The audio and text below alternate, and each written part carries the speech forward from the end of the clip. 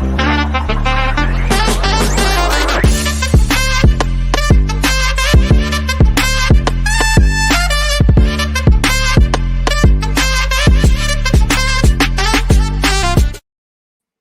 back to Straight Facts with Henry Wright and me, Terry Flewers. First of all, welcome back to the Terrace, Henry. It's been a long time, my friend. How are you? Yeah, I'm good, mate. I'm good. I'm happy to be back on. It has been a while. I mean, I think the last time I was on, I think you was on 240k subs, and now you've just gone for the stratosphere. But look, big up. Thanks for having me back on. Looking forward to it. Always a pleasure. And viewers, of course, hit like buttons, turn on the bell notifications as well. Lots to talk about this morning. United losing last night, of course, will be on the agenda. Breaking news that Caicedo to Chelsea is still on. Gamesmanship from Chelsea, kind of briefing some of the press they might be pulling away.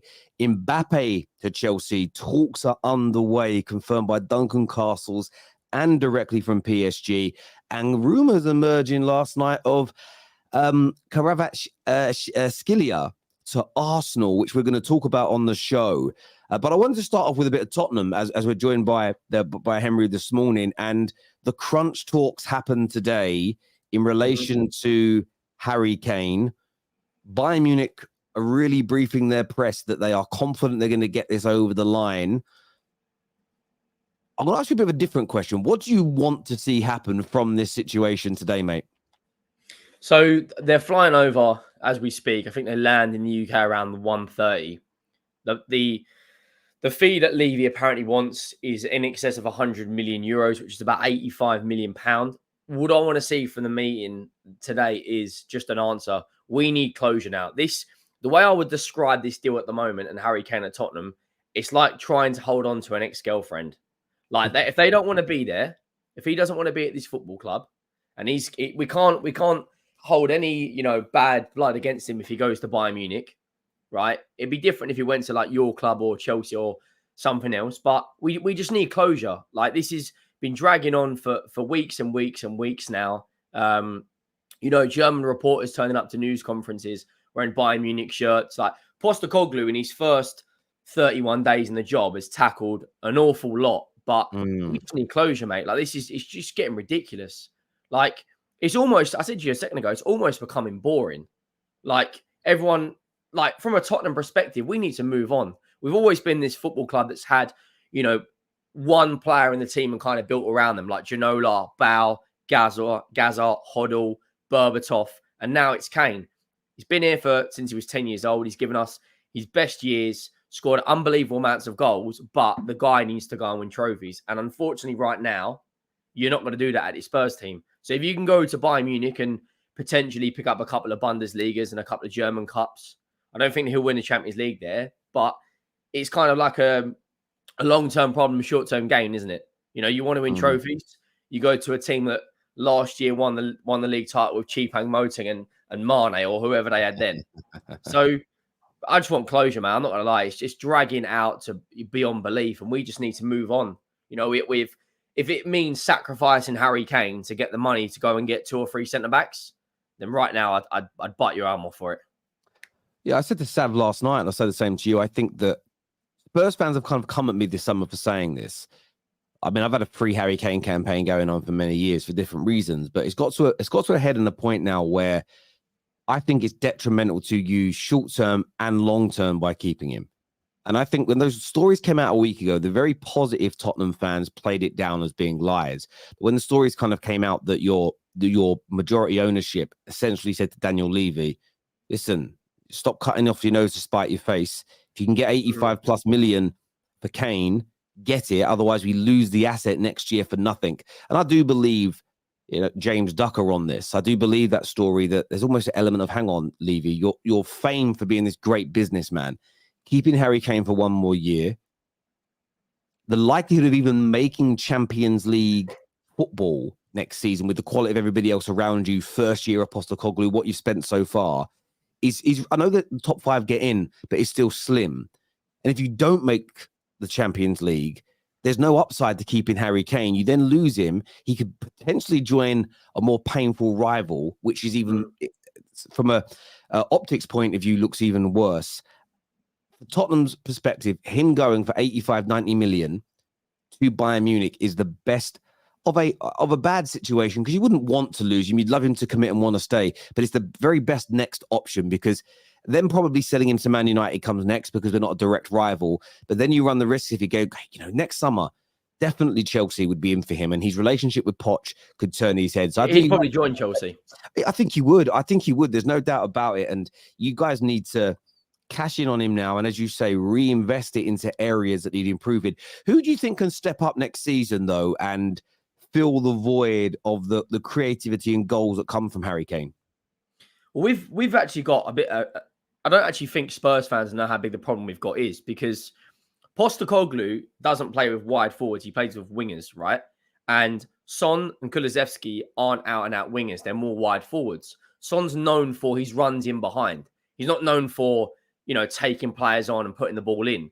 And Kulusevski going to upset a lot of people now, but he's a bit of a one-trick pony. All the guy wants to do is cut back onto the left and put the ball in. It's no coincidence that in pre-season, when we actually play wide men like Solomon and Perisic, we've actually scored more goals, because Kane doesn't fit this system. So the harsh reality is, and as I said to you earlier, Richarlison fits this system more. And I'm not saying Richarlison's a better player than Harry Kane. I'd be criminal to say that. But the best way to score goals in this system, we'll put Son through the middle, Solomon on the right, and go and buy a left-sided player, a left winger, right? And then we'll get goals. Maddison will get 10 to 15. Son through the middle will get, I'd imagine, 12 to 20. Solomon will get goals. Richarlison will get goals. We need to kind of step away. If you look at the way Arsenal and Brighton do it, and other teams, Man United are a bit similar to Tottenham in terms of the Rashford was the main scorer. But then behind you've got the likes of Bruno Fernandes. It's Harry Kane, then everyone else. We need to be a team where we're not heavily reliant on just Kane. So if that means bringing in another midfielder someone who's going to score goals from midfield, or another left-sided player, that means that when Harry Kane doesn't get injured going forward, we're not sitting here going panic stations, because we're not solely reliant on him. Son through the middle, I think, would step up. Solomon on the right, and then bring in a left-sided player. And then Son's no spring chicken now. He's 31 years of age. So he's going to need constant rotation with Richarlison. Richarlison through the middle, if given chances, will score goals. He does it for Brazil. But in a Tottenham shirt, last season, we weren't scraping that many chances. So Harry Kane was so clinical. To score 30 goals in that Tottenham team last year, in my opinion, is more impressive than Haaland scoring 36. But now we are going to create the chances, because this is what Postecoglou is going to do. So Richarlison will score the goals. We just need to fill a left-sided player. And there's a lot of talk about Kolo Muani from Frankfurt, but they want 100 million euros. That's all of our Harry Kane money gone. And we're notorious for being awful in the transfer market. We are one of the worst footballing, I'll say it out right now, we are the worst footballing club at making footballing decisions in England, without a shadow of a doubt. I mean, look at it. We've been sitting there for nearly 6 weeks talking about Van de Ven. 6 weeks. In that time, wow. Man United have already identified and got Højlund. Here we go. Arsenal have got Rice and Timber done. Fulham have gone and got Calvin Bassey done. And we're sitting here twiddling our thumbs over a centre-back. We've already made a mistake in this window, because the same as West Ham, when they sold Rice, everyone knows you've got 100 million quid in your pocket. So as soon as you want a player, add 20, 30% to that value. We should have played it smart and went, there's a likelihood Harry Kane's going to go this window. Let's go and get a left-sided player. There's a lot of players throughout Europe that you could snap up. But once again, Terry, we're not showing the ambition. Well, Levy kind of set that precedent. I remember reading a comment from him when Postecoglou first signed that was almost, we've invested lots of money in previous managers and they didn't utilize it. This manager is going to have to get the best out of your academy or out of your young players. And that was almost like a foreshadowing that we're not going to go big again. It's interesting what you say about Kulusevski. And this is the problem that you may find at Tottenham short term when it comes to Postecoglou, is that you were buying players for the last 2 to 3 seasons for Jose Conte type managers who play a pragmatic type of game.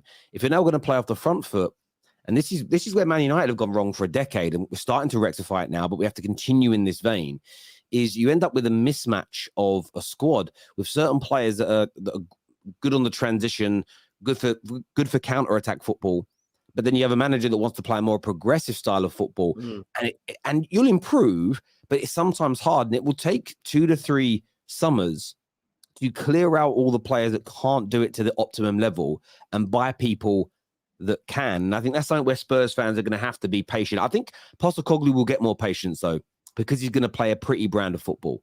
And we all know, Spurs fans especially, you are like magpies. If the football looks good, if it's shiny and silver, a lot of your fans are a little bit more relaxed. Even if you're in the same position in the league as a pragmatist, you're happier when the football looks good. But he's going to need time. Richarlison's an interesting one as well for me, because how do I feel about the Richarlison thing?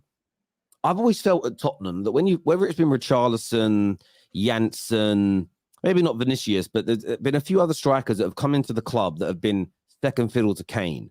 I almost feel as though being second fiddle to Kane at Spurs is like a poison chalice, because you almost know that no matter how well you play, how many goals you score, how good your impact, you don't start.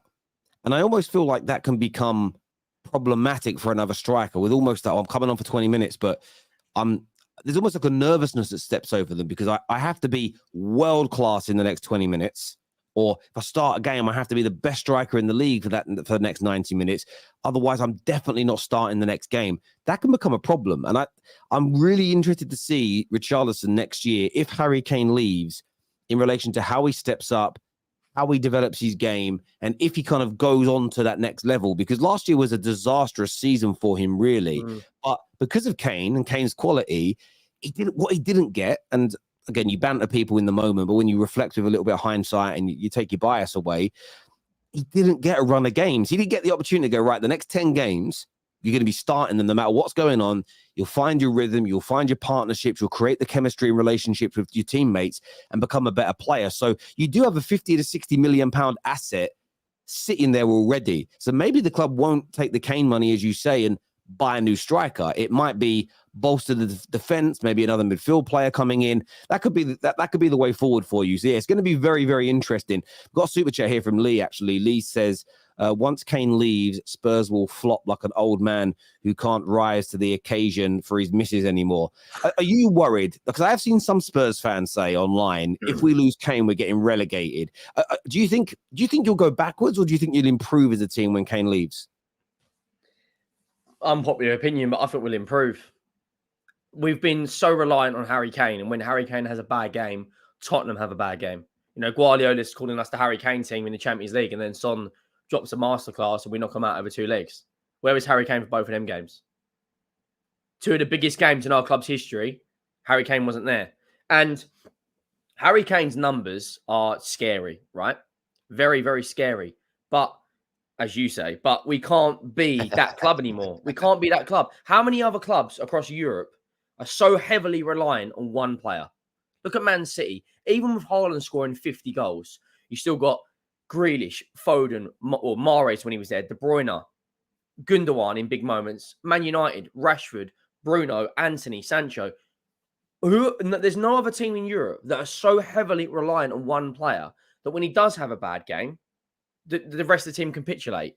And we will actually, I don't think Harry Kane can play this brand of football. He can't press. In pre-season, whenever he's got the ball, he's trying to drop deep and play that quarterback role. But that's what we've got Maddison now for. Maddison, when he had one of his best years, when he scored 30 goals in 29 games for under Poch, he was in the box. He never come out of the box. All of his goals were in the box, right? But now he's lost a bit of pace. He's adapted his game, kind of like the way Rooney did. Rooney dropped a bit deeper, started spraying balls for Van Persie. Yeah. We haven't got that now. You've got to be in the box. We've got Maddison, one of the best playmakers in the league.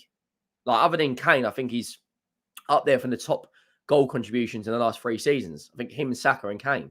So we need to play that style of football. And what you're right in what you're saying is, Spurs fans, I mean, we've got one of the most clapped fan bases on the planet. I'll say as it is. 90% of our fans are absolutely clapped. But one thing that we do kind of settle for, we know we're not going to win major honours because Daniel Levy's main focus is off pitch matters. But if the football's good, we'll tolerate it. If we're turning up and not getting absolutely opened up 7-2 by Bayern Munich or counter-attacking against Sheffield United away, we're actually dominating the ball and you're seeing progressive movements and you're seeing a plan laid out and the manager's ethos get across to the players, Like, we've already played better football in the 2 games of Postecoglou than we have the last 4 years. Yeah, listen, I think you could be onto something. Yeah, I do think Spurs could improve. There's almost an element as well. Players take things personally, so they'll be written off by large sections of their own fan base. Rivals will go to the atypical response, which is, "Oh, you're finished now." It's like, okay, you're 10 years old, but okay, you're done now. You're finished. That galvanizes people. Media outlets will say it, and that can galvanize the team and make them say, "Hang on a minute, we're not a one-man team. I can step up. You can step up. Everybody can take more responsibility, spread it across the team." And I think that's why, as well, when people say Kane isn't a winner, I think if he goes to a Bayern Munich or a Man United or a Chelsea, you'll see Kane become a winner, because at those clubs, it won't be Harry Kane FC. It will be you are part of a club that you're not bigger than. And I think there's almost an element there of it will help him to, if he goes into a final as a Man United player, as an example, he goes into a final where there's expectation on him, but there's expectation on Rashford, on Bruno, Casemiro, It's shared, isn't it? Onana. Responsibility It's shared across the team. Everyone's got to step up and perform. Where when Spurs have gone into a final in the last, since Kane's been here, and I think you've been to 3 or 4, even semi-finals, is Kane going to deliver for Spurs? Is Kane going to get Spurs through? And for me, that's worse for a team than it's not worse for a team than anything. It's bad for a team. What you need is collective responsibility. But viewers, would love to get your views and would love to get your opinions on the Spurs and Kane story. Is there going to be a done deal with him moving to Bayern Munich? Arsenal news to come on the show as well. We're going to break down the reports of Kvaratskhelia potentially going to Arsenal. We're going to give our opinions on the story. Will it happen? Raya updates as well. We're talking Man United's defeat yesterday. Anything else you want us to talk about, get your member chats or super chats in, and we'll gladly talk about that on this is going to be, by the way, every Monday morning around 11 a.m. straight facts throughout the course of next season. So bookmark it in your diaries. It will be going live at that time for you. With Arsenal to come, I did want to touch on Chelsea, because the news coming out today is that Chelsea's move for Caicedo is still on. Ben Jacobs has said that it's games being played, in terms of maybe a few people at Chelsea have leaked to certain journalists that they might pull away and they might walk away to try and force Brighton's hand a little bit. We know that they've agreed a £38 million deal for Axel Disasi, I think it's pronounced Disasi, from Monaco. So that's another big investment from them. They signed a midfielder for £28 million. Leslie, I can't pronounce his surname right now off the top of my head, I don't remember it. 28 million for him. He's probably going to go out on loan next season. So big investment coming from Chelsea. And Duncan Castle's confirmed this last night, along with PSG confirming it today via the French media, that Chelsea have opened negotiations with PSG for Kylian Mbappe. This Chelsea juggernaut in terms of spending doesn't look like it's going to stop, mate, at all. It's crazy. No, it doesn't. And you know what? The one thing Chelsea do collectively, they spend a lot of money. But this window, how much money have they raised from transfers? Mount, Havertz, Koulibaly, Mendy, Kante. Between 200 and 300 million, easy. This is what I'm saying. But it's since Bowley's been there, he's shown the intent. I want to win. Abramovich might have been here and been here, had what's probably the most successful decade in the clubs were in England at the time. The new owners come in, played a bit of Monopoly, spent an awful lot of money. What's he done? 6, 7, 800 million, something like that. But he's recuperated a lot as well.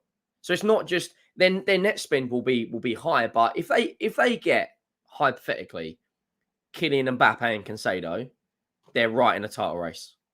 And one game a week with Pochettino, and we know what this guy's like when it comes to working with young players. He did it at Spurs. He got us into a title race, and we didn't go and spend hundreds and hundreds and hundreds of millions. So there is an element of this is in my opinion, this is Poch's last chance. You've been at PSG, you've been with the big dogs, you've been with Mbappe, you've been with Neymar. Now you're going to a club that's success is the only metric. You don't go look at Tottenham and look at, we've got the world's longest bar, we've got Lady Gaga, we've got Beyonce, we've got all these things. The success at Chelsea on the pitch is the main thing. So you've got to deliver now. None of this, None of this. Oh, let's see how he gets on. If he brings in Caicedo and hypothetically they bring in Kylian Mbappe, Chelsea fans will expect to be in a title race. One game a week, no pressure of Europe. He'll have time to implement his philosophy, implement his style, and Pochettino, you've got a point to prove more than anyone now because you've gone to PSG. PSG is a bit of an awkward club because unless you win the Champions League, you don't really deem as success. Thomas Tuchel got them into a Champions League final. Unai Emery won the league there. Poch has won the league there, but no one really cares about that unless you win in the Champions League. So now you're at Chelsea. You've got to deliver, mate. Simple as that. I mean, our fans, by the way, our fans burning his book, burning his shirts. Like, we've got to understand that we didn't want Poch. Levy didn't go in and get Poch. So a bigger club's come down the line and said, we want to get you. There's the money. Do you blame him? Does anyone blame Poch for taking the Chelsea job? No. Well, do you know what's funny about it as well, though? Like, your club did him dirty. At the end of the day, you stopped investing in him. You sacked. You guys wouldn't even let him still. With all the money you make, you wouldn't let him spend £50,000 in the end of his own money on cameras so we could kind of do some new age technical analysis of training. You wouldn't even let him invest £50,000 in cameras in the training ground. So you went through multiple summers where you didn't give him more money. He got you to the best point you've been in my opinion, since Bill Nicholson, where you were on the edge of winning major trophies. To have a go at him for being ambitious is crazy. Like, it's absolutely ridiculous. But I do agree with you. There is pressure on him to deliver during his time at Chelsea. And the Mbappe news is interesting because I understand if the news came just from PSG, you could argue that all they're really trying to do is force Real Madrid's hand. And there will definitely be an element of game playing going on. But Duncan Castle's reporting on it is very interesting because Duncan Castles is not a transfer expert. He is a very highly credible sports journalist. And when you speak to other people in their industry, the journalistic industry, about Duncan Castles, he is looked at as tip-top. Now, but the problem is with the younger generation, they go, well, I've seen him get transfer news wrong. That means he ain't good. But that's because he's not a transfer expert. He just tells you what's coming out and being said within football. He isn't worried about that deal coming to a conclusion and being right. Does that make sense? Well, when I think it's David Ornstein and Fabrizio, and I mean this with respect, their main thing is I need to make sure that when I start reporting on the transfer, it actually happens. So they hold back from reporting on rumors and stories that may not blossom, where Duncan Castles doesn't care because that isn't why he's talking about it. Does that make sense? Yeah. He was the guy back when Neymar moved from Barca to PSG. He had the inside track on that all summer, but he just spoke about it quite openly, quite candidly. And people said he was crazy when he said that the deal won't happen until right near the end of the window because Neymar and his father between them are owed about 70 million in loyalty bonuses from Barcelona. So whatever happens, you're going to have to wait beyond a certain date in August, and then you'll see it move. And he was laughed at because it then went quiet for 5 weeks. And Duncan Castles said that it'll happen later in the window. And all the other journalists reported that it was off. And then it happened. And I'm not suggesting that means this is 100% going to go on right now. But Chelsea have definitely inquired. The same as Man United have definitely inquired. Liverpool have inquired. I mean, it's been reported that Spurs have. Now, a lot of the press close to our football clubs deny it because what our fan bases and our clubs are most scared of is the notion of rejection. I don't quite understand it. Like a lad that walks up to a lady in a bar and tries to have a dance or get a number but gets rejected looks much better in my eyes than the dude that sits in the corner and doesn't approach anybody. Like you have to sit in the corner laughing at him getting rejected. Yeah, but hasn't got the balls to do it himself. And Chelsea need to be in this conversation because Mbappe's mid-20s. Whoever he signs for next, in my opinion, that's it. Forever hold your peace. So I do think Chelsea are going to try and get this deal done. However, I don't think they will. I think Real Madrid will swoop in with whatever happens. I think Real Madrid are being smart. They're almost letting other clubs do negotiations. The player doesn't want to go to Saudi. So I think what they'll do is, listen, let's let Chelsea and United and whoever else talk about it. Get to a point where maybe we're seeing like a reasonable fee that they would accept. Then we come in and go, boom, we match it. And we know the player wants to come to us because right now they want 200 odd million. And I think Real Madrid know, like, well, Mbappe doesn't want to sign until near the end of August when he gets his loyalty bonuses anyway. So we don't need to panic right now. So look, I wouldn't get my hopes up as a Chelsea fan. Oh my God, we're the front runners. But you never know in football. At the end of the day, if Real Madrid don't come in for him, and he has to leave PSG, why would you not want your club in the conversation, working on agree. the player? It's crazy to me. The people want to deny it. Like I trust Duncan Castles enough to know that he ain't just making this up. PSG have reported on it. They're in the race. It could potentially happen.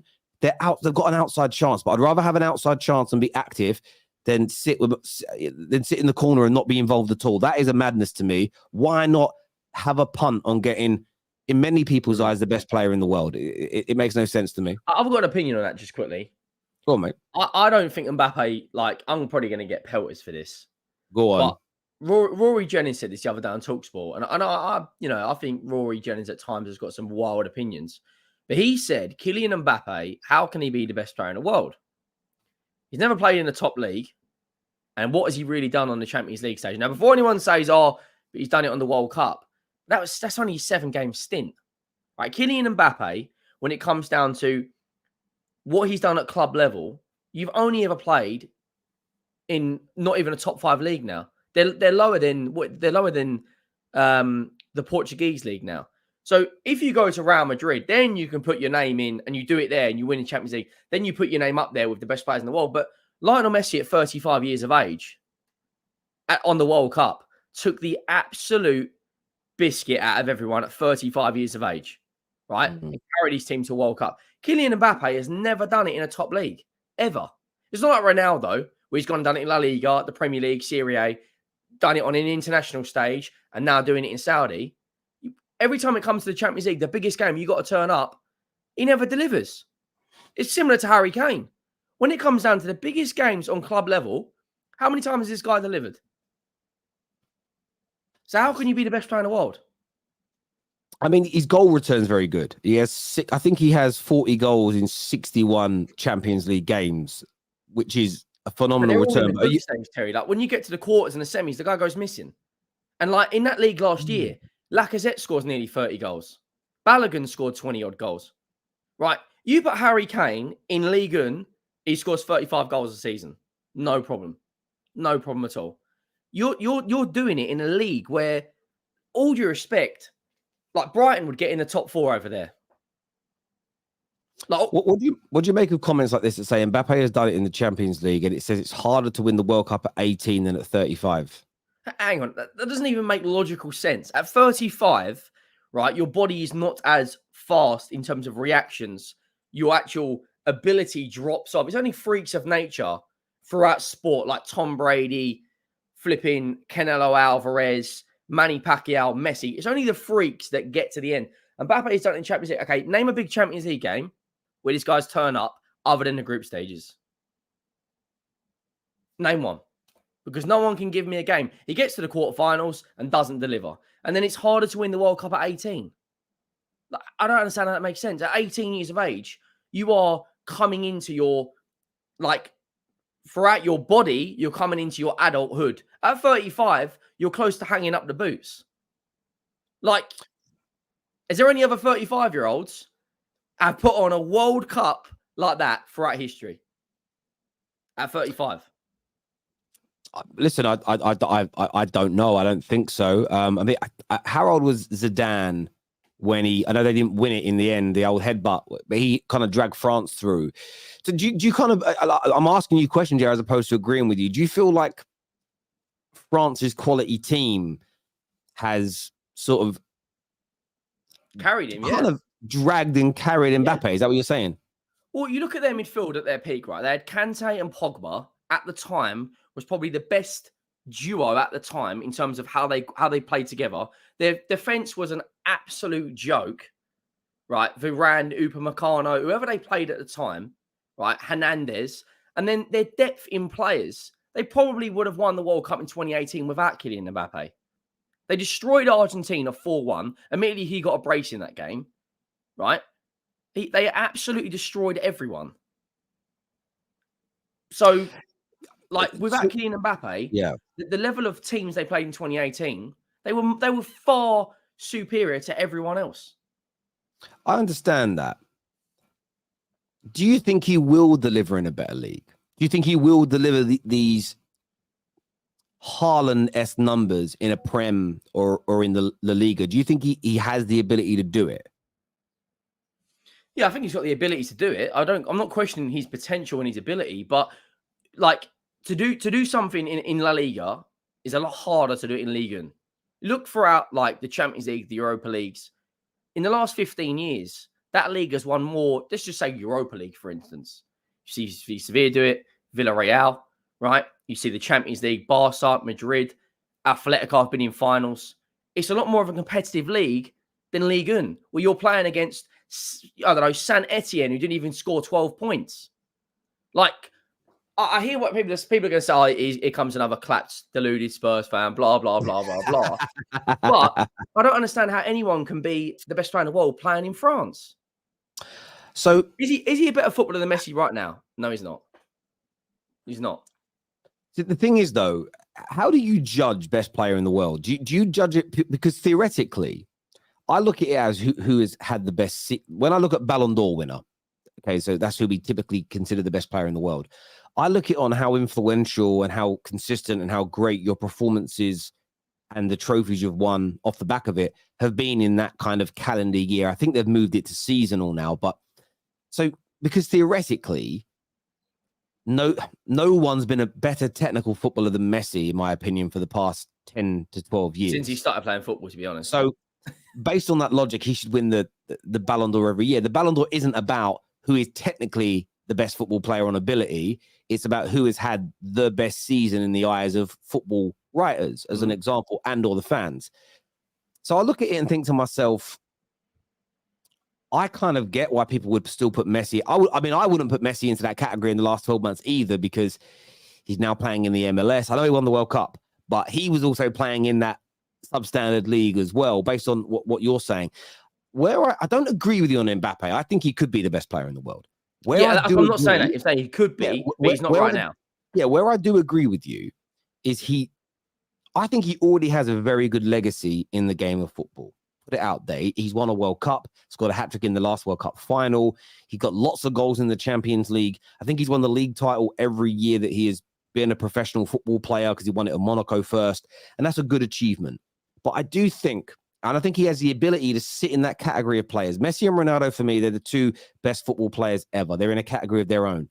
Then you have everybody else underneath them, from Gerd Muller to Ronaldinho, Zidane, Puskas, Pally, Scholes, all these guys are in that category. I think ability-wise, and I think he sits in there. The one thing he doesn't have, though, he doesn't have a body of work in one of the best leagues in the world. So I do agree with you on that. However, I think when he goes to La Liga, or if he was to join Chelsea or Man United and come to the Prem, I think Mbappe would absolutely, categorically destroy it. So I'm almost at a point where I get where you're coming from. He needs to go and deliver, but I think that I sort of think that he will, if that makes sense. I remember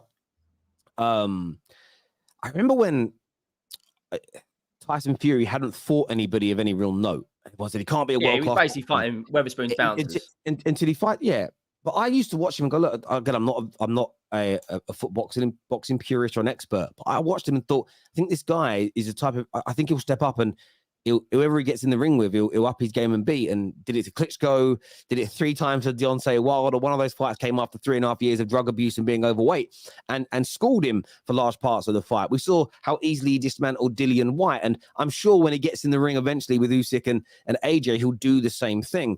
That's almost like Mbappe to me. I think whatever challenge gets put in front of him, I believe his ability and his quality as a footballer will get him through. So if he goes to Real Madrid, he'll score a huge amount of goals. He'll have great performances, and he'll win, in my opinion, at Real Madrid, every single major trophy available to them as a club in that time. He'll make them Champions League winners again. If he joins at 24, 25, by the time he maybe pulls away from Real Madrid at 32, 33, because a large part of his game is based on pace, so that might wane at that point. I believe he wins everything, including at least 2 Champions Leagues. I think he's that good, but he does need to go and do it at one of these clubs where I agree. You're not solely judged on goals and performances. You're judged on the most important part of football at the elite clubs, which is winning trophies, which, again, he's failed in the Champions League to help PSG win it. But we know they're an anomaly. They're a weird club. I think Real Madrid is different for him. So, yeah, I think you can call him the best player in the world. And the problem that you've got is that everyone has a different opinion on what makes you the best. I was watching a bit of Pitch Side the other day, and their debate was, somebody on there said that, well, no one should ever win the Ballon d'Or other than Messi in the last 15 years because he's been better than everybody every year, even if you've had a good season. Some people think it should be based on the individual season that you've had. Some base it just on ability. Some will look at ability and performance, but then it's, well, what league? And ironically, people tell me the Bundesliga is a crap standard, but then we're crying out for Lewandowski to win the Ballon d'Or. And I'm like, hang on. How can you want someone to win the Ballon d'Or who's doing it in a league that you say is easy and rubbish? That's what I mean. There's such an inconsistency in terms of opinions around this sort of stuff. Someone here said they judge by eyesight. I don't think you can just judge by eyesight. I think you have to judge with eyesight or eye test. I think you have to look at statistics, as in for a striker, their outputs, their delivery, who they score against. You have to look at what the eye test and the stats produce for them and the team in terms of trophies. What did they do in the big games and the clutch games? All these things are important when it comes to judging the best player in the world. Just moving on slightly from this, in terms of the Caicedo situation, do you think Chelsea will get that done and over the line, or do you think there's a sting in the tail for them? Well, I think they have to get it done. I mean, the likes of Lavy has been linked to, I think that was their backup. He's been linked heavily with Liverpool. I think they've had 3 or 4 bids on the table now. I think the problem is Brighton have got all the cards, haven't they? He signed a 4 or 5 year contract back in Jan. They're saying, well, look, this is the money you want, pay it. This is what we want. Don't offer 60 million or 70 million. He's a £100 million player in today's market, according to Brighton. So go and pay the money. Because if they don't sign Caicedo, have they? We don't know. Have they identified someone else? They've had a lot of links about Lavia, but as of right now, I think they will get it done. I think it's going to be around the 90, and then 90 plus 5 with add-ons. I think they'll get him for that. If they don't get him for that, I know they've just signed another midfielder, like you said, who's gone out on loan, and they've got Enzo Fernandez. They've sold quite a few midfielders this summer. They don't just need Caicedo; they need probably 2 or 3 midfielders to come in. Caicedo and Enzo Fernandez, though, as a pivot would be very good. But I don't know if they're going to get it done in the next couple of days. But I think in the next couple of weeks it will be over the line. Yeah, look, I agree. I think that they've got to get it done. They need him. I've watched Chelsea in pre-season, and they're starting to cook. They're looking like they're going to improve. Yep. But they need some more star quality in that team for them to kind of go to that next level. In my personal opinion, I think they can get it done. I think they will get the deal done. I think it will get over the line. It's just one of those long-standing sagas. George here with the super chat, he says, Mbappe is not joining Chelsea. Simple as that. If he wants to join them, that would be because of money. If he is joining a club because of money, he would have joined the Saudi clubs. Look, I know they're not in the Champions League, Chelsea. I know they're not. But this notion that you don't sign for Chelsea unless you only want money is crazy, because Chelsea are trying to build something here. And I think as an Arsenal fan, George, your club has done this youth project that is now starting to bear fruit, that is now starting to make you look like genuine Premier League contenders. Some people are saying you could do well in the Champions League this year. You're building a strong squad. If you look at the quality of player that Chelsea are investing in, and the amount of money their ownership are pumping into this project, the style of football that they want to create as well. It went wrong with Graham Potter, but you can understand the vision of the type of football they were trying to create, like fast, attacking, free-flowing football. Say that if Mbappe joined Chelsea, it would only be for money. It's not about what they're building and the medals that they're going to try and win. Chelsea is a club over the last 20 years that has been predicated, its standards are winning trophies. So I don't think Chelsea build projects and go after players without the end result being to win trophies. Chelsea are not a club where they're going, right, we're just doing this to make money in the future, to sell out, to sell concerts or to sell shirts. Chelsea are a club that want to win trophies. Now, they've got it a little wrong so far with Todd Bowley, but I do believe their aim is to win major trophies, George. I respect your opinions, mate. You're a long-standing member of the Terrace, but I don't necessarily think that is true. Personally, I don't think that is the case. I think Chelsea are a massive club now, but there we go. Now, look, do I think it's happening? No. I think that Real Madrid will get it done, but Chelsea are in there. And do you know what? You've got to be in it to win it. You've got to be in it to win it. And imagine not being in the race and then he decides he doesn't want to join Real Madrid. I'm just throwing it out there. But imagine not in the race and you've done no groundwork and you can't be picked as the team he goes to instead. It doesn't make sense to not be in the race. You have to be. You just have to be as a football club, in my opinion. This year says Enzo is the new Pogba. Plays rubbish, but everyone defends him to death. He's not even played 25 games. Like, what is this narrative? Like, it's madness. We are so quick. Like, just because I said Enzo and Caicedo will be a good pivot, which it will, because they've both got energy. They're both technically good. Both can get up and down the pitch. Enzo can go, Caicedo can stay, and vice versa. Like, it's madness, mate. It's madness. How is he the new Pogba? Like, yeah, I don't know. Carl here, who's an Arsenal fan, says, I don't rate Caicedo, Enzo pivot. I think they are too small to be in a partnership against physical teams. They will get bullied. Well, can't they get bullied? Caicedo get bullied? I don't think so, Carl. This man is... I don't get it, but I don't get it, bro.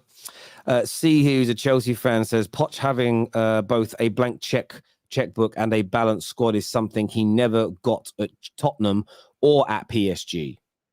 The one thing Poch needs at Chelsea he needs to obviously be on the same page as the owner, but he needs time. Chelsea didn't give Potter time. Potter would have done a good job providing there was a plan for, we want to do X, Y, and Z. Todd Bowley brought in Potter and was like, I've got to be ruthless. I've got to show everyone that I want to win. It didn't go well, so they sacked him. Now they've brought in Poch, who's got a track record of getting very close to the line, but having a bit of a wobble and not getting over the line. You need to now give him the money to say, look, we are going to back you. These are the players you wanted. You've got to go and deliver. Now it's up to Poch. But at the moment, they're having, the Caicedo deal is dragging out. I still think personally they need another forward. I don't know if big season for Mudryk, big season for Sterling. Jackson looks really good up front for Chelsea. I've watched him twice now, and again, 2 games. It's not a complete. I need to see more. But when you just watch a football player and you go, oh. He's got something about him. He looks tasty. They show you something, and you can sometimes. I think you can tell in a couple of games whether someone's got the ability. It's then whether they've got the hard work and determination to keep growing and developing, and we won't know that until we know it. But yeah, he looks very, very promising indeed. I think Chelsea are growing nicely. They're linked to players like Olise and Kudus. They're looking at some real quality still to come in, and I think we said.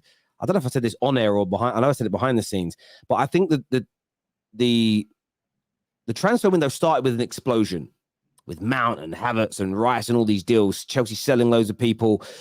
And then it's gone really quiet. You guys got Maddison and whoever else. Liverpool signed their midfielders. I feel like the next 2 to 3 weeks, it's going to explode again. It's going to be very busy, and Chelsea are going to bolster that squad massively, in my personal opinion. Arsenal news on the way, people. So stay with the show. Make sure like buttons are being hit. Make sure you are subscribing as well.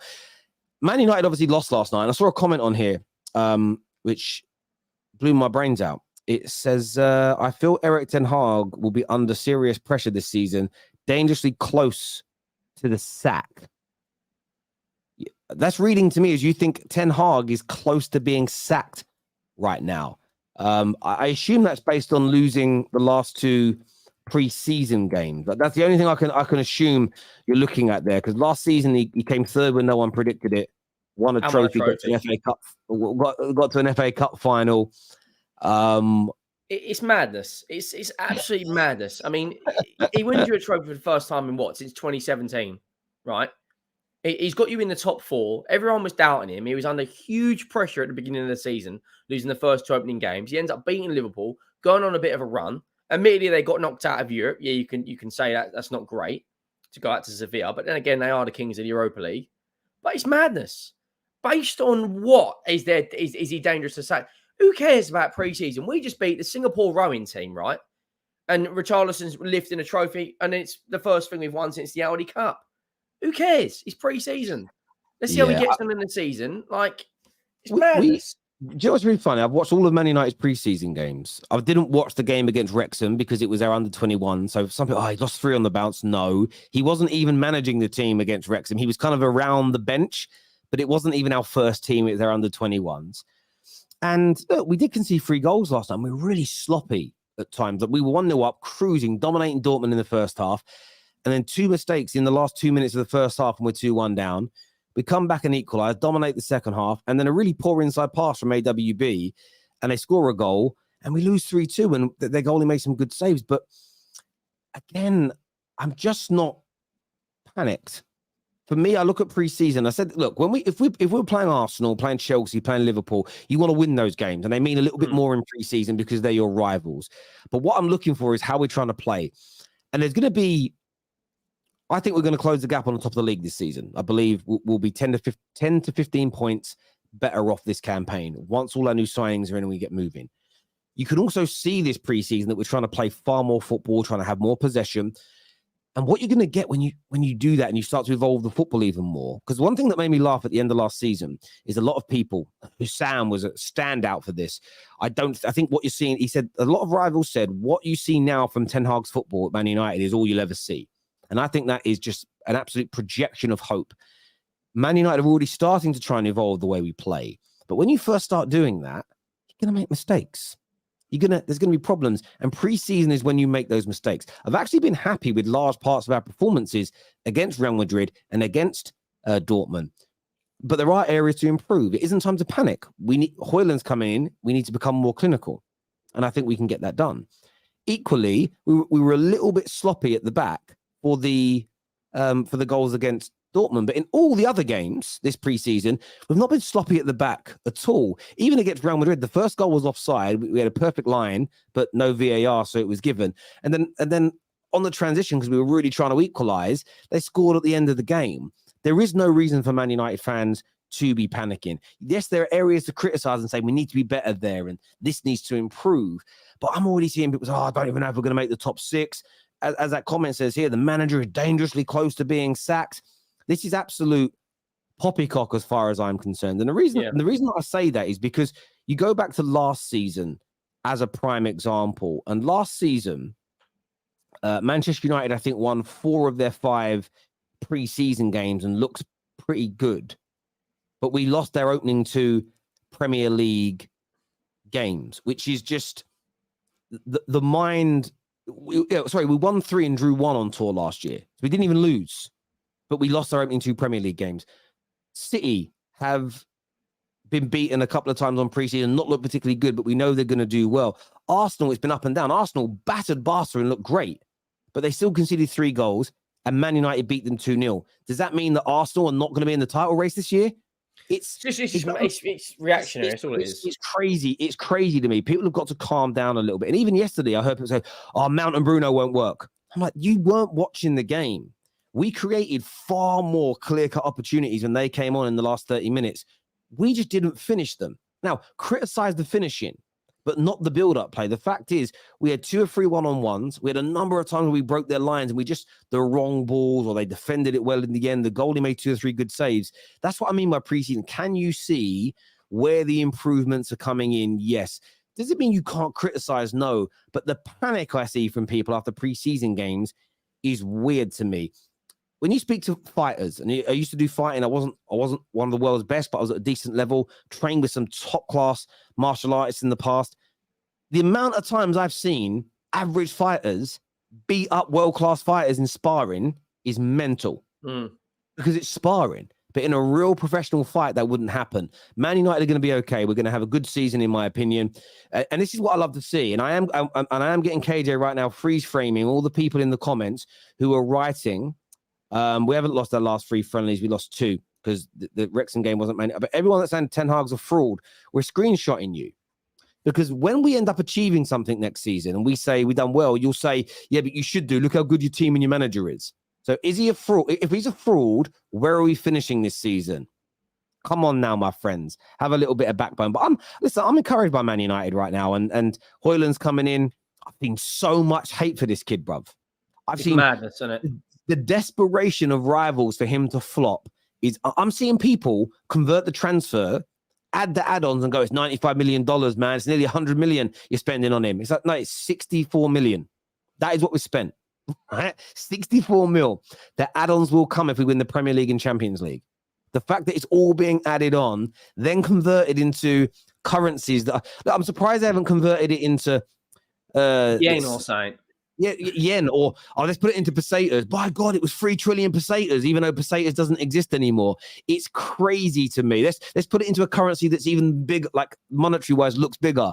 Let's put it into Saudi money, which I think £60,000 in Saudi money is 300,000 of theirs. So if you take 64 million, oh my God, they spent 3 billion. They spent 3 billion on a player. It's become embarrassing to watch, but I know why it is, because rivals are genuinely fearful of the resurgence of Man United, and it's beautiful to see. It's beautiful to watch people slowly start to panic about what Manchester United are doing. And by the way, yes, when we report on the news, I'm trying to find it here, Rice, we put 105 in, but listen back to the video, 100 million plus 5 of add-ons. But if I sat there now and added up the totality of what Arsenal have spent, I would not be including the add-ons because you haven't paid them yet. So you haven't achieved it yet. So it's only on a base fee, isn't it?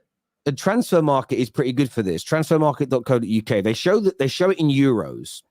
So you've got to do the conversion yourself, but they only show the base fee of what clubs have paid, not the bonuses that people have paid. And that's really, really important, because the bonuses are only paid when you achieve something. And by the way, whether you're an Arsenal fan, Chelsea, Man United, if you win the Champions League or Premier League, no one even talks about how much you've spent anymore. It goes away. It disappears. No one's talking about the Grealish fee, are they? Because he just want to. No one's talking about it now because they want to win a treble. So it becomes immaterial. Transfer fees, salary caps, and all this stuff only matters when your team fails. When you win, nobody cares. If Man United spent another 500 million this summer and won the Premier League and Champions League, how much they spent would suddenly dissipate and go away and would disappear. And it's absolutely crazy to see personally. This year says the one team that I'm not afraid of this season is Man United. Manchester, Wrexham United is done. Probably will get relegated in a season or two with Ten Hag. I don't get this. Right? I don't get that hate in Ten Hag. It's taken Arteta 3 or 4 years to get in the Champions League, and Ten Hag's done it on his first season. Right? Ten Hag's also won a trophy. Right? And if they get Amrabat, he's a very, very good midfielder. I'd love him at Spurs. And they get the Højlund deal over the line. Why can't they? Why can't, after a few steps moving forward, why can't they compete with Man City and Arsenal? Like this narrative of, but Ten Hag's going to get sacked. Based on what? He had a good season last year. I would rather have finished third with a League Cup than bottle the league like Arsenal did. Like this narrative, right, that Arsenal had this superb season, okay? And in 30 years' time, when you look back on it, what did you win? Like, it's like Harry Kane, right? When he retires, let's say he doesn't win anything at Germany, he might have the Premier League goal scorer award. He might have all these goals in Germany, but everyone's going to look back and go, who cares? Like, who cares? Like, this narrative around Arsenal last season with these monsters. Yeah, but you bottled it. And Ten Hag got a trophy over the line and got them into Champions League, and you achieved less than United did last year. The standards, like, and everyone's agenda that they want him to flop just because it suits their narrative. Like this hate, I agree with what you're saying. This hate on Højlund is absolute madness. Like, give the kid a chance. He fits their system, right? He's got the pace. What is he, 20 years of age, 21 years of age, something like that, right? Looks a top talent, but already, but he's 100 million when you look at the add-ons. Who cares? Darwin Núñez was 88 million. But the thing is, I mean, Darwin Núñez was 60. This is the crazy thing about it. He was 68 million. And obviously, when I tweet news out, you tweet what the newspaper, when it first got announced, Sky Sports announced it as an £85 million deal. So, of course, when we go live, we're going to quote what the sources have said, 85 million. So you look back, you said it was 85. Well, that's what the media said to begin with. Then turned out that it was 68 million plus add-ons would make it rise to 85 million pounds. Now, and that's how a transfer market, by the way, it's why I use transfer market for the total spend of clubs, because they don't include the add-ons. They only add the add-ons later down the line if they're paid out. But you get comments like this from Raz. It says, bro just compared adding add-ons to a player's price is similar to using different currencies. That isn't what I said at all. You weren't listening. I said what people are doing is they're including add-ons that haven't been achieved yet and then converting it into a currency that appears to make it higher. So they're adding £8 million to the fee of Højlund. So they're going from 64 to 72, and then they're converting it into dollars so they can say it's almost 100 million has been spent. So then what they do, they drop the dollar sign and go, United have spent nearly 100 million on Rasmus Højlund. And it's disingenuous because we've spent 64 million. So you're basically, what you're trying to do when you're talking about the pressure on the club is adding 40 million to a deal suit your narrative. To suit your narrative. That is disingenuous. When I report on what teams spend, I report on it in pounds only, because that is the currency we deal with in England. What I've seen a lot of journalists, and they don't just do it to Man United, they do it to multiple teams. And the reason why Transfer Market does it in euros is probably because the person that runs it is based in Europe. But if you turn around now and go, oh, Arsenal spent 116 million on Rice, and you don't, why even write it in euros? Because that was a transaction between two English clubs. It's done in pounds. It's 100 million. You add, but then imagine you convert that into dollars. Suddenly, I don't even know what is 100 million in US dollars. I don't even know right now off the top of my head. Right, let me just put this into the system. 100 million. Sorry, mate. Hang on. This is just in US dollars. Yeah, around 115, something like that, I'd say. Oh, it's not. It's 128. 128. So again, I've seen people quote at CBS have been quoting Man United's transfers in dollars. Now I know they're an American company, but it's disingenuous because that's like me doing a video saying, Arsenal spent 128 million on Declan Rice. As long as I don't specify that it's dollars, it's ridiculous. Why? Imagine adding nearly 30 million to the total price. Yeah, well, then, by the way, if you then add the 5 million add-ons to it as well, without achieving it, it's 135 million they've spent on him. It's ridiculous. And I see them doing it to Man United. I'm calling it out. There's nothing wrong with saying the deal could total this, but the focus is on the total spend. And I've even seen journalists lie about Man United's total spend. They're saying, 406. No, it's about 360. And it's not too far off. But if you add in 40 million here and then we sign somebody else, you had another little 5 million, suddenly you'll add an extra 100 million pound on that's never been spent. And I just don't like the lies. It's like what Tottenham have done this window. Like, if you look at Sky Sports, we've spent over 100 million. But all we've really done is permanently signed Kulusevski and Porro. So we haven't added all these new transfers. We've just permanently signed people that are already here. But then what will happen is in the window, Tottenham spent 150 million, they've been backed. But all they've got is the same players that were here 6 months ago.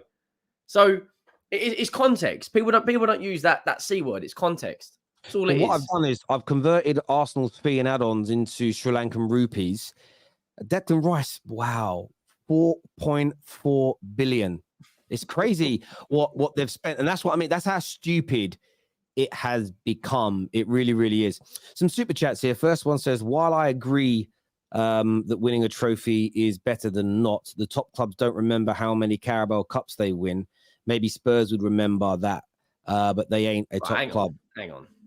Right, what's the first trophy that Jose Mourinho and Pep Guardiola won when they were in England? Carabao Cup. Right?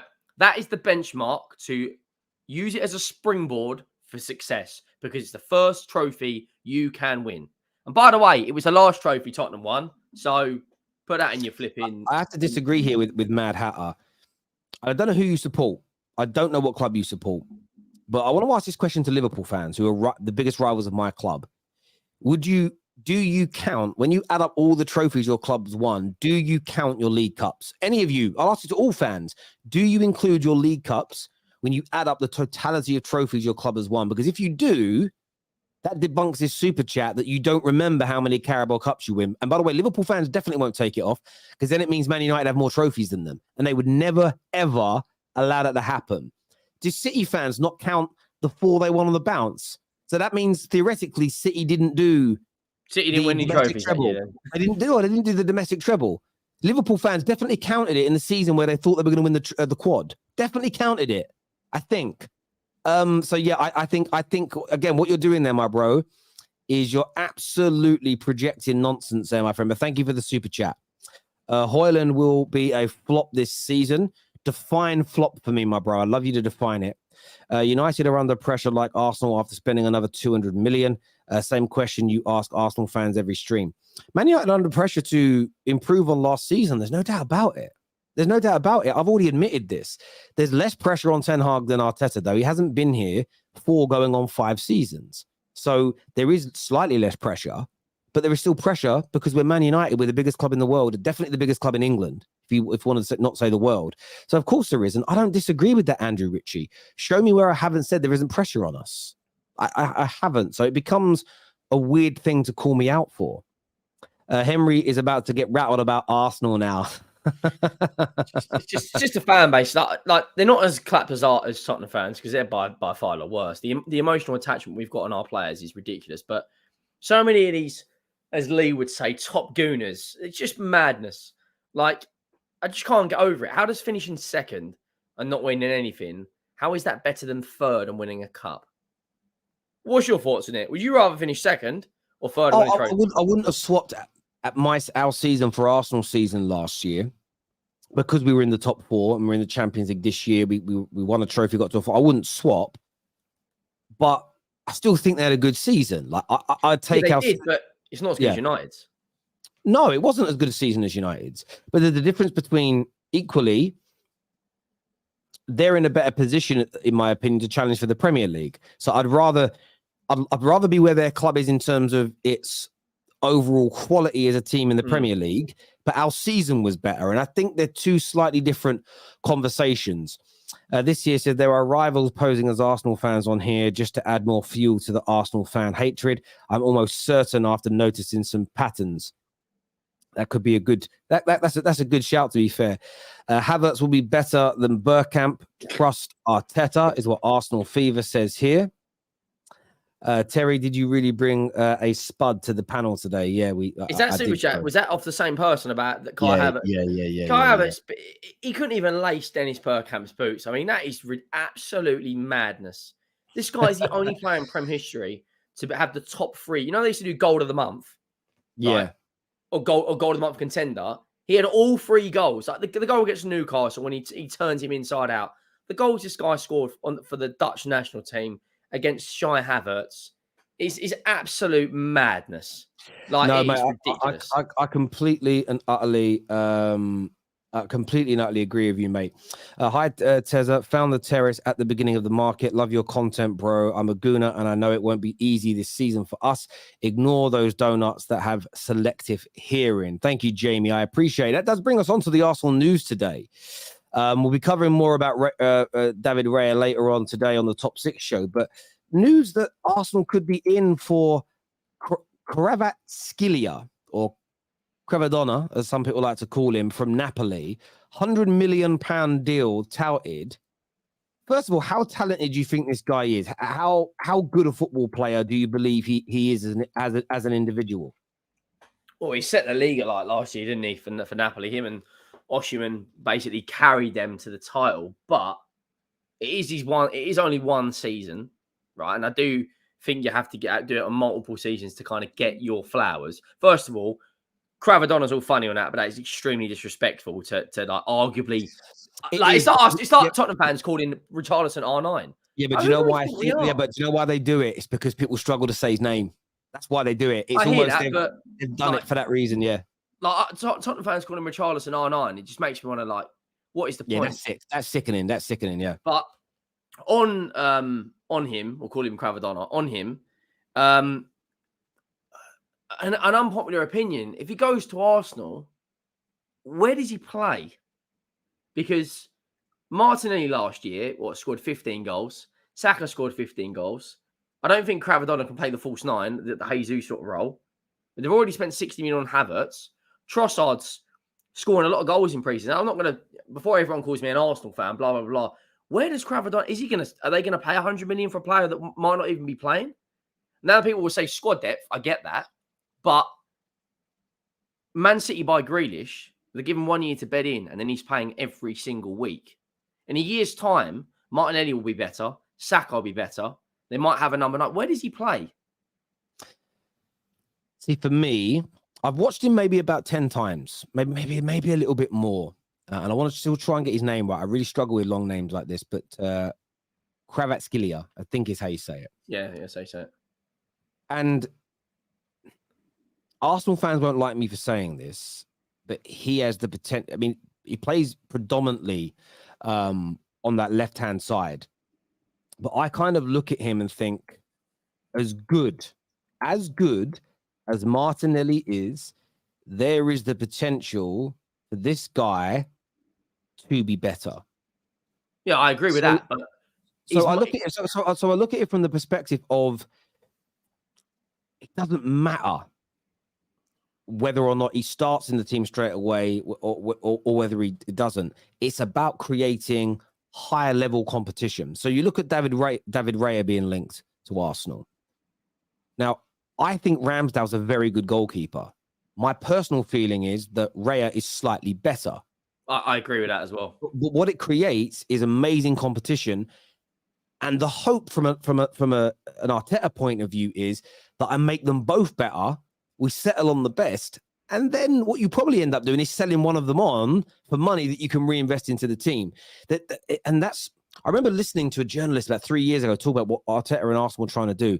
And they want to keep buying better and better quality players, one, to improve the team, but then it's a way of generating income. Look at City, and actually to a degree Chelsea. Go and look how much money they've made in recent years through the sale of their players, which means they can keep investing in their team. How you do that is by continuing to buy high-quality players. Now, Arsenal fans love Martinelli. And right now, because they've got such an affinity with him, they don't even want to think about him not being in their team.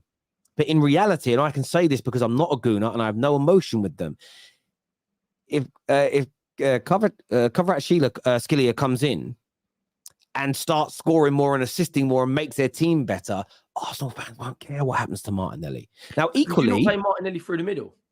You could do. You could move. There's been talk of him going more central, but look at City. Now, I know they've moved on this year, but they went through periods. That last season, Alvarez and Haaland, Bernardo Silva, Riyad Mahrez, Foden, and Jack Grealish, all in those attacking areas.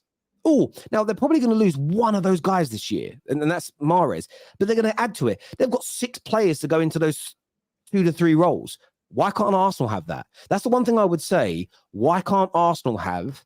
Why can't Man United? Why can't Chelsea have the depth that we praise Man City for having? That's the thing for me. I don't think it really matters, but what he won't start. Well, he might do. He could be better than Martinelli. Then Martinelli's on the bench. It could be a situation. Imagine having a team where it's not quite working today. We need to score a goal. There's 30 minutes left, and you can bring on Martinellis and Trossards, or you can bring on Trossards and Carvadonas. Competition. Yeah, it's that's for me. That's why I don't even think it's. There was talk about Mohamed Kudus going to Arsenal, and again, I think he's a huge talent. Yeah, but he won't start over Saka. Maybe not. Like, if you're an Arsenal fan, this is what you should want. Shouldn't you want every signing that can play on the right wing to be better than Saka, theoretically? Because then your team's going to get better. And when I say better, I don't mean ability. I mean better for Arsenal than Saka. I want every signing we make. If Amrabat comes in, I want him to be better than Casemiro. I want some Man United fans don't want Onana to be better than De Gea so they can go, we shouldn't have sold him. I want every signing to work, even if I don't agree with the signing, because I want my team to be better. Your thoughts should only ever be what is better for my team. And Arsenal having it's just they're too emotionally attached. That's better for them than not having him. You know, that Arsenal are a better club with him than without him. I don't think this whole notion of who's our best 11, I don't think it really matters. With Champions League and Premier League football, and then wanting to win domestic trophies, like being able to play one of those two as a backup instead of Marquinhos. It's a lovely problem to have, isn't it?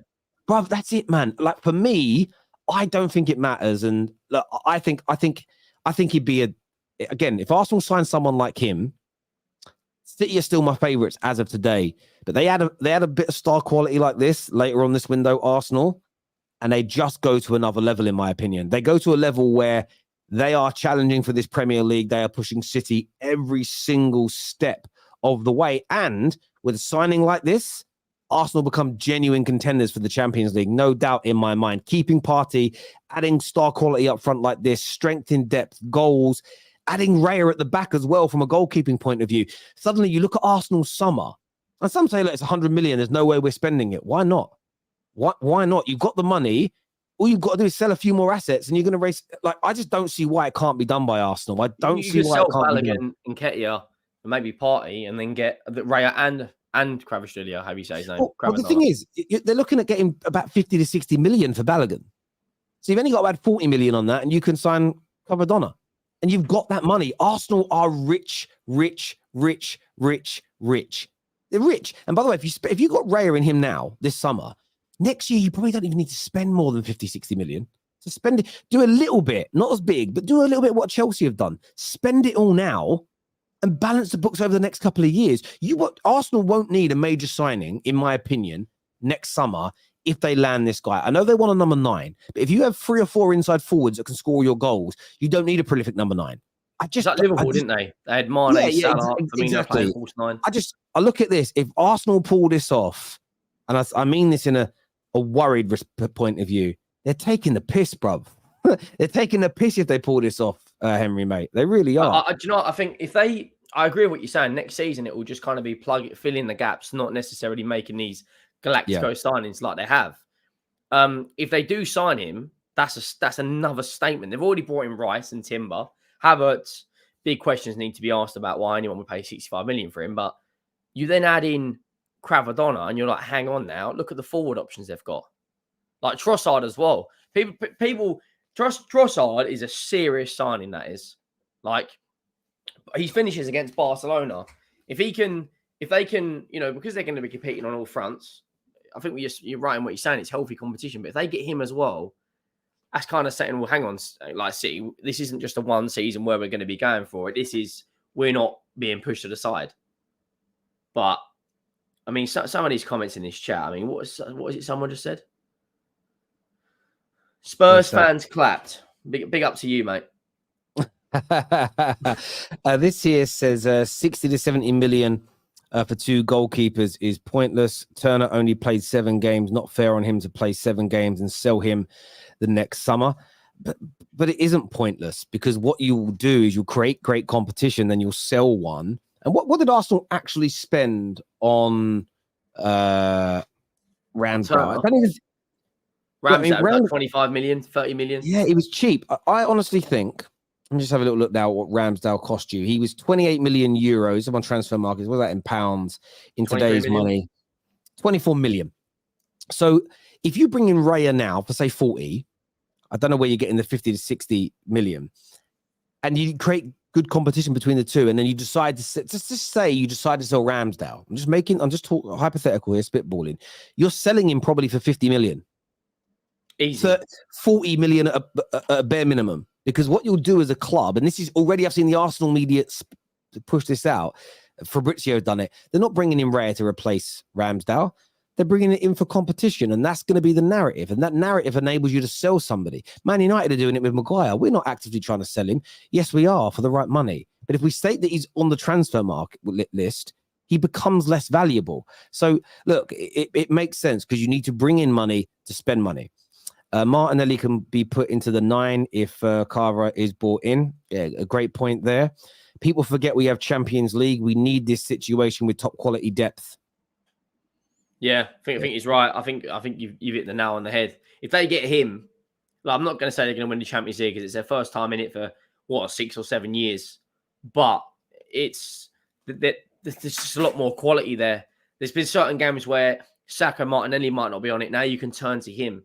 That's why I think that Trossard signing is like, that's a serious signing. I think you'll see a new Trossard going into this season. Like, I think he'll get a lot more game time than coming off the bench. I mean, he won Player of the Month back in March, didn't he? And he only started 1 game.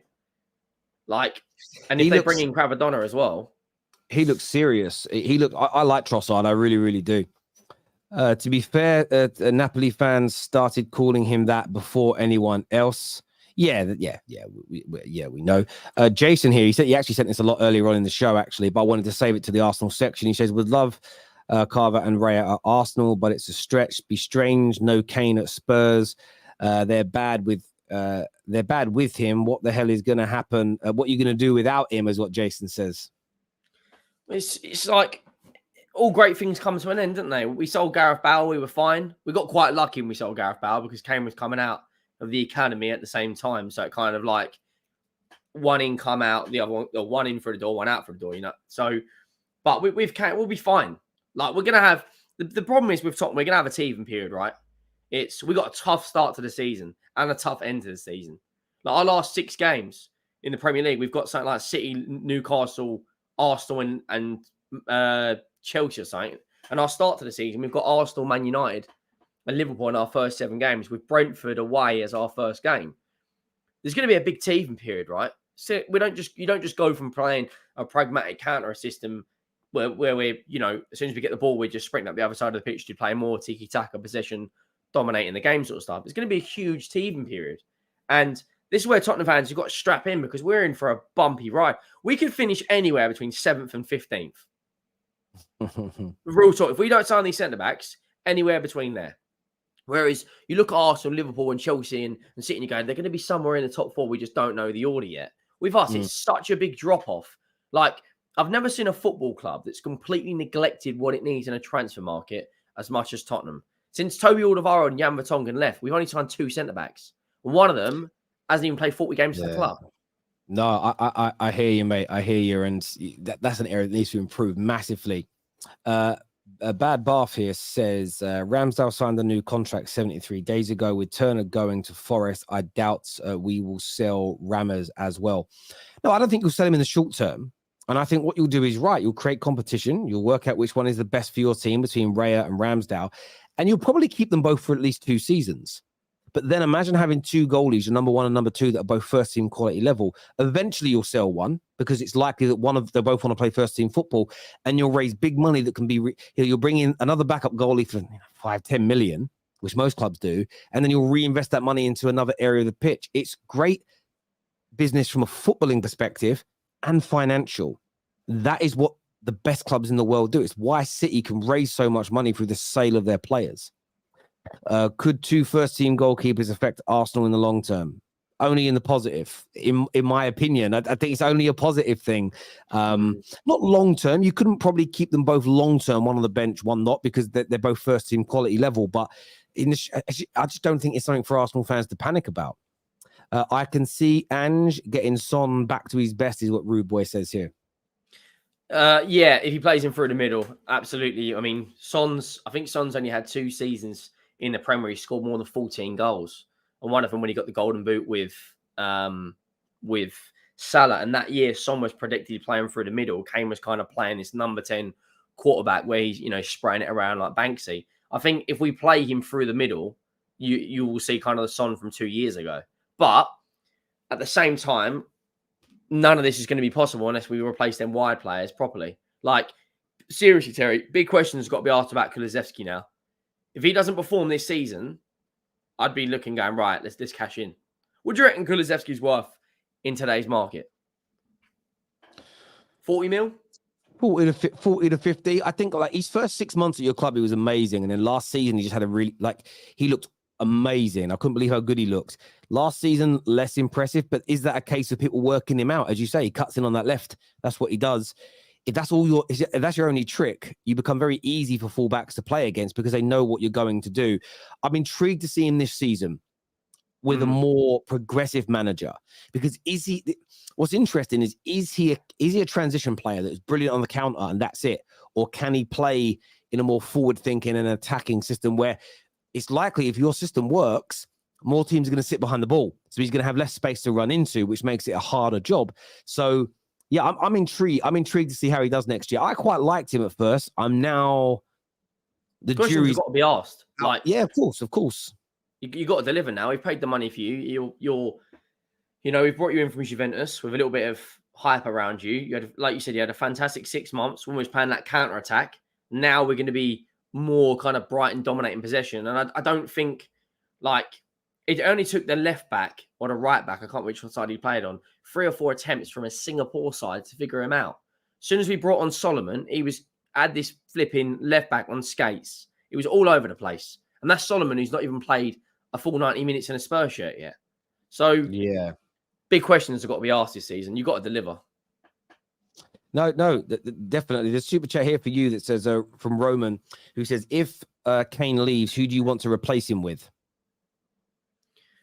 I mean, you can't replace Kane in one player, can you? It's as simple as that. I mean, the level of goals and the numbers he's put up throughout the years, you cannot replace him in one player. We will need to bring in a left-sided player who can play on the left, who's a winger, not a forward, who can take players on and be direct and run at players and contribute to the goals and the assists. But we'd also need to bring in a couple of midfielders. I wouldn't necessarily bring in a number 9. I'd use Son and Richarlison. I'd bring in a left winger and another attacking midfielder who's similar level to Maddison. I think Maddison, people are sleeping on that, on his level of impact he's going to have to our club. He scored what? He got 19 goal contributions for Leicester last year. I expect similar numbers in a Tottenham shirt, but that left wing spot, because Perisic can't do that at 34 years of age. If we play a 34-year-old Perisic against Brentford and Man United, we are in the gutter. Like, be real. We need to bring in a left winger who's direct and got pace. Like, I'm looking at Villa. Villa's window, they brought in Diaby, Pau Torres, and Yuri Tillemans, and now they're looking at someone else in Italy. That's a fantastic window. Like, Diaby could play the left. Lovely. I'd take him all day long. But yeah, it's mad when a team like Villa are showing far more ambition than Spurs. Mark here says he never won anything. Never took teams over the line. Never led Spurs or England to any titles. He can be replaced easily, is what Mark N says here. It's just ridiculous. It's absolutely ridiculous. 270 goals in a Spurs shirt, right? Yes, you're right. He never led England or Tottenham to a season, but we've only had a team that collectively you could say should be winning things. He's going into games where he's the only man. Like, Son has these purple patches where he can literally be one of the best players in the world, and the next day he looks like a semi-pro footballer.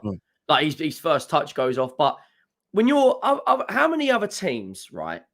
I'm not saying we're an elite football club, but how many other so-called big clubs in recent years have played in a team as poor as Tottenham and had a player at the level of Harry Kane would have dragged them over?